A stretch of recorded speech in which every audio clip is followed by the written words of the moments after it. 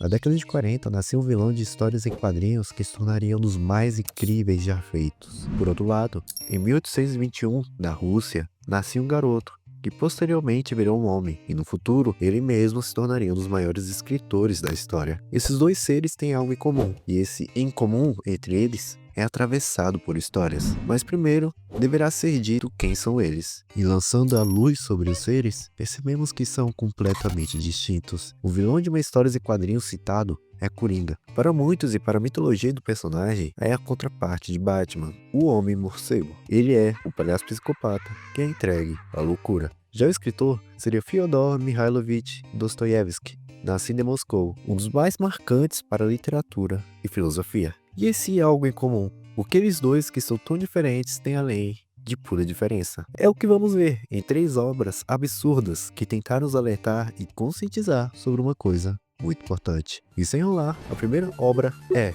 Memórias do Subsolo.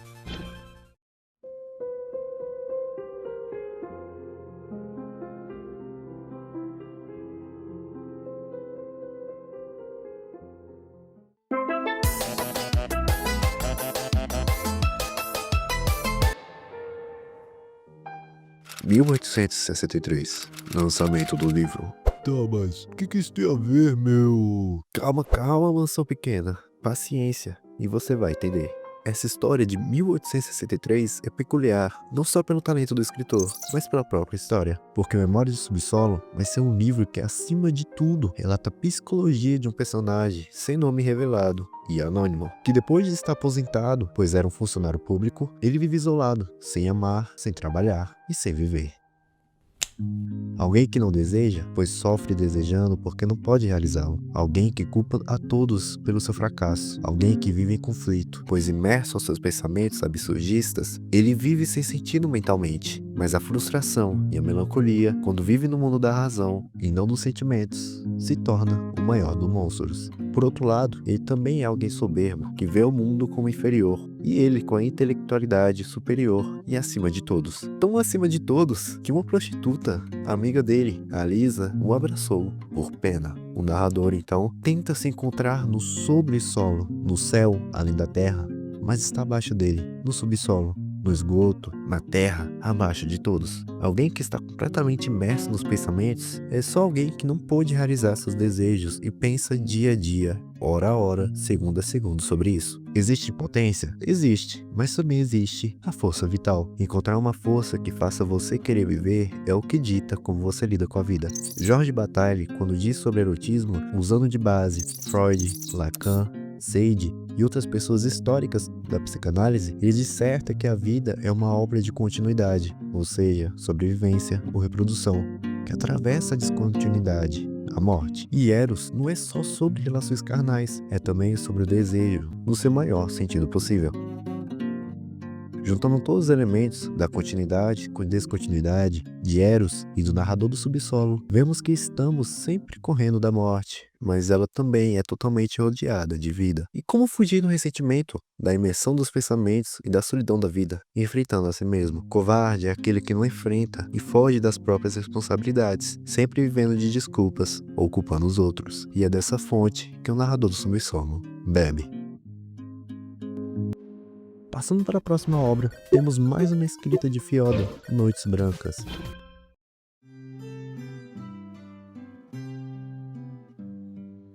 Imagina viver sozinho, sem trabalhar, vivendo com uma mordoma, onde as pessoas se afastam de você cada vez mais, e você não tem medo de fantasiar e sonhar. Você é uma criança de 27 anos, que não sabe o que é melancolia, só quer saber de dias melhores, e aquilo é onde tudo se conecta na sua miserável vida. Esse, então, é o Sonhador, de Noites Brancas, de Dostoiévski, de 1848. Ele é um personagem onde não só homens, mas também mulheres, se reconhecem e se identificam nele, pois é alguém solitário, sem amor, sem amigos, mas que fantasia em amar e poder dizer tudo o que há nele nessa vida. Mas esse reconhecimento é falso, pois o personagem é tudo aquilo que um ser humano comum não é. O sonhador, assobiando perto de um cais em encontra uma mulher à noite, chorando.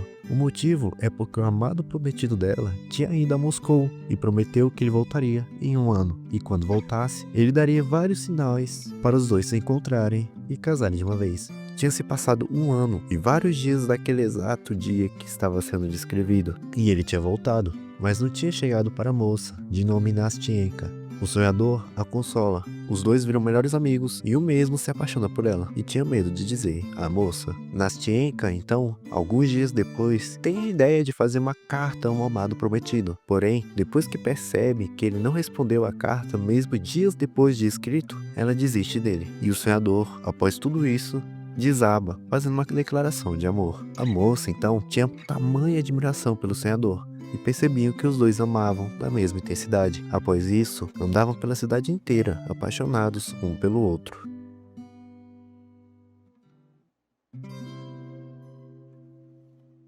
E nessa noite, um homem olha fixamente para os dois. Era o moço que tinha viajado. Nastienka, sem pensar 2 vezes, vai até ele correndo, volta para beijar o sonhador e sai com o moço de braços dados, como casal, pelo horizonte. Em casa, o sonhador, já desolado, recebe uma carta da dama, e ela diz que continua amando romanticamente o sonhador, e desejava que tanto o futuro esposo dela, a qual tinha voltado de Moscou, tanto o sonhador fossem a mesma pessoa. Mesmo assim, o narrador, no final do livro, admite que ama Nastienka e desejava tudo de bom e felicidade na vida dela, com o futuro esposo, com a seguinte frase: "Meu Deus, o mundo inteiro de deleite. Por acaso, isso não basta para toda a vida humana?" O sonhador é alguém que ama de verdade. Pode ser um otário na visão de muitas pessoas, mas ele ama de verdade. Sabendo disso, mesmo após tudo, o sonhador tem um vislumbre que teve boas experiências com uma mulher, mesmo não tendo relações a sério com ela. O sonhador também não culpa a ninguém, nem a si mesmo, porém vive sozinho, pois mesmo desejando muito, mesmo se enfrentando para poder sonhar, ele tem dificuldade em realizar esse sonho. O sonhador não é covarde, ele é só uma pessoa que é nova na vida, que não teve oportunidades, porque quando a teve, a agarrou de uma vez. Porém, as circunstâncias não o ajudaram. Pode julgar ele, mas quantas vezes você, homem ou mulher, mais jovem do que hoje, foi como sonhador? Foi um sonhador. Até mesmo hoje em dia, você pode ser que nem ele. Porém, ele amou de verdade e viveu sem mágoa. E você ainda continua se identificando com ele? Você é realmente uma pessoa sem mágoa? E entenda, o amor verdadeiro transforma dias escuros em noites brancas.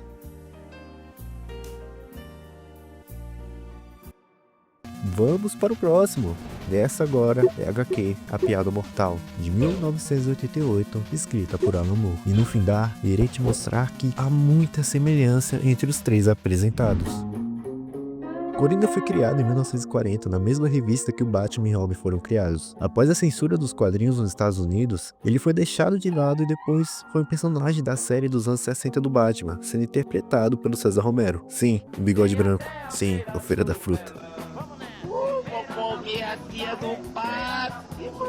Após isso, veio uma fase peculiar dos quadrinhos. Os quadrinhos de super-heróis queriam tratar mais sobre melancolia, frustrações e formas sombrias de contar histórias. Dessa forma, Dennis O'Neil e Neil Adams entram fazendo a versão que está no imaginário coletivo do Coringa. E aí que vem a Piada Mortal. E sem enrolação, moção pequena, isso, eu sabia que você estaria aqui.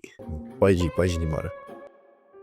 Na história, Coringa sai do asilo Arkham, compra um circo abandonado, conta sua história de origem, entre aspas, atira na Bárbara Gordon e, bom, faz alguns crimes que o YouTube não deixa eu dizer aqui, mas já é bem claro, né? Sequestra o Gordon, tenta deixar ele tão louco quanto ele mesmo é, deixando-o num trem fantasma, onde mostra fotos perturbadoras da Bárbara Gordon, sua filha. Mas o Batman vem.